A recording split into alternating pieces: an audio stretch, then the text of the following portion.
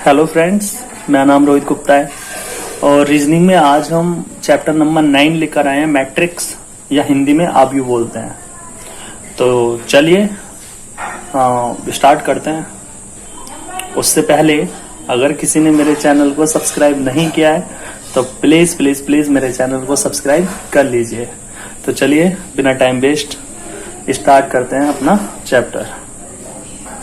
तो यहाँ पे मैंने एक क्वेश्चन लिया है जिसमें हमें दो मैट्रिक्स दिए हैं और मैट्रिक्स में क्या है ना कि हमें रो नंबरिंग दी है 1 2 3 4 5 6 7 8 9।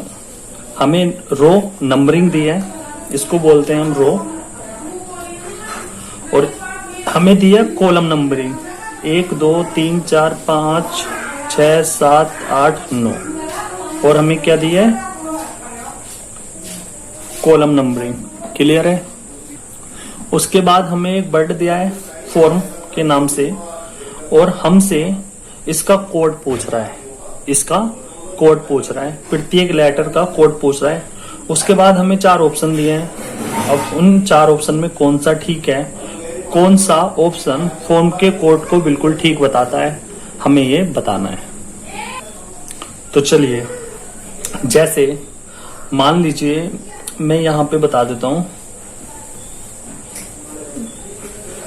मान लीजिए मुझे एम का कोड करना है, एम को कोड करना है, तो मैं कैसे करूंगा? तो मैं देखूंगा यहाँ पे एम कहाँ पे है, तो आप कहोगे एम है यहाँ पे। क्लियर है। अब इसका कोड क्या हुआ, तो आप कहोगे 2 और 0 के सामने आ रहा है, 0 के सामने आ रहा है। कॉलम में अगर मैं देखूं, कॉलम नंबरिंग में अगर मैं देखूं तो 0 के सामने आ रहा है। लेकिन अगर मैं रो नंबरिंग में देखूं तो एम जो आ रहा है वो 2 के सामने आ रहा है। तो मैं इसका कोड अब 20 बोलूं या 02, ये आपको ध्यान से समझना है भाई। इसका कोड 02 भी हो सकता है एम का और 20 भी हो सकता है, 20 भी हो सकता है। तो अब इन दोनों में कोड है कौन सा ठीक? तो कोड हमारा है 02 ठीक, 20 ठीक नहीं है। क्योंकि जो पहले वाला नंबर आता है, जो पहले वाला डिजिट आता है, अंक आता है, उसको हम कॉलम से गिनते हैं और दूसरा वाला जो आता है उसको हम रो से गिनते हैं। क्लियर है। तो यहां पे हम कह सकते हैं कि एम का जो कोड है वो 02 है, क्योंकि कॉलम वाला नंबर क्या है 0 और रो वाला नंबर क्या है 2। मतलब पहले जो नंबर आएगा वो कॉलम वाला काउंट किया जाएगा और बाद में जो नंबर काउंट किया जाएगा वो रो वाला किया जाएगा। तो एम का एक कोड आया 02। एम और कहाँ पे है, तो आप कहोगे एम है यहाँ पे। तो एम का कोड यहाँ पे क्या होगा, तो आप कहोगे ये तो 1 वाले कॉलम में भी आ रहा है और 4 वाले रो में भी आ रहा है। क्लियर है। तो अब इसका कोड या तो 14 होगा या 41, लेकिन मैंने आपको बताया कि कॉलम पहले काउंट होगा और रो बाद में, इसलिए एम का कोड क्या होगा 14 ना कि 41। उसके बाद अगर एम का कोड यहाँ पे देखूं तो यहाँ पे होगा 21। भाई यहाँ पे 2 के सामने आ रहा है, यहाँ पे 1 के सामने आ रहा है, तो यहाँ पे होगा 21। एम का कोड में यहाँ देखूं तो क्या आ रहा है, इधर आ रहा है 3, इधर आ रहा है 3, 33 होगा। क्लियर है। एम का कोड में यहाँ देखूं तो कितना आएगा, 4 और 0 40 होगा। क्लियर है। एम इसमें है नहीं कहीं, तो एम के जो कोड होंगे हमारे वो 02 भी हो सकता है, 14, 21, 33 और 40, ये पांचों के पांचों जो कोड हैं वो एम के हैं। उसी प्रकार हमें फॉर्म का कोड बताना है। लेकिन जब मैं फॉर्म का कोड इंडिविजुअल ऑप्शन में चेक करूंगा तो उसमें मेरा बहुत टाइम खर्च होगा। तो इसके लिए ट्रिक क्या है, तो इसके लिए ट्रिक सिंपल सी ये है कि हम इसको काउंट जो करेंगे वो पीछे से करेंगे। चारों ऑप्शन उठाएंगे इंडिविजुअल और पीछे से करेंगे हम काउंट। तो पीछे से आप देखोगे एम आ रहा है। क्लियर है। पीछे से भी एफ का कोड ये हो सकता है, ओ का ये, आर का ये और एम का ये। उसी प्रकार एफ का ये हो सकता है, ओ का ये, आर का ये और एम का ये। ऐसी इसी प्रकार चारों ऑप्शन में हम देख सकते हैं। लेकिन जब हम पीछे से काउंट करेंगे तो हमें पता है कि 34 जो कोड इस्तेमाल किया गया है ऑप्शन ए में वो एम के लिए किया गया है। क्लियर है। अब अगर मैं एम का कोड में देखूं, हालांकि मैंने यहाँ पे निकाल के देखा है, तो 34 नहीं आ रहा यहाँ पे।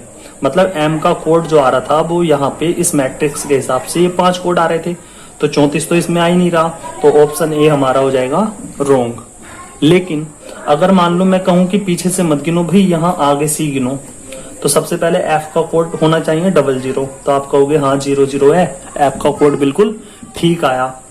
उसके बाद आप कहोगे ओ का कोड होना चाहिए 55, तो आप कहोगे ये ओ है, ओ का कोड 55 है, ठीक है, ये भी ठीक हो गया। फिर आप कहोगे आर का कोड होना चाहिए 04, आर का कोड भी 04 है, मतलब ये भी ठीक हो गया। अब जब एम का आप चेक करोगे तो मिलेगा आपको 34, जो एम का कोड नहीं है, इसलिए ऑप्शन आप ए को जो ऐसे बताओगे गलत।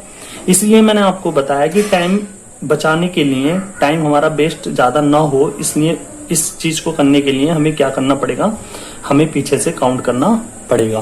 क्लियर है? तो चलिए ऑप्शन ए हमारा गलत हो गया। अब ऑप्शन बी में आ जाइए, ये 43 है, ठीक है।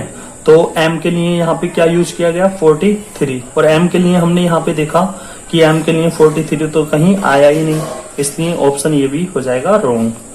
उसके बाद हम देखेंगे एम के लिए यहाँ पे 33 यूज किया गया, तो यहाँ पे भी 33 यूज किया गया, इसलिए ऑप्शन सी हमारा हो जाएगा बिल्कुल ठीक।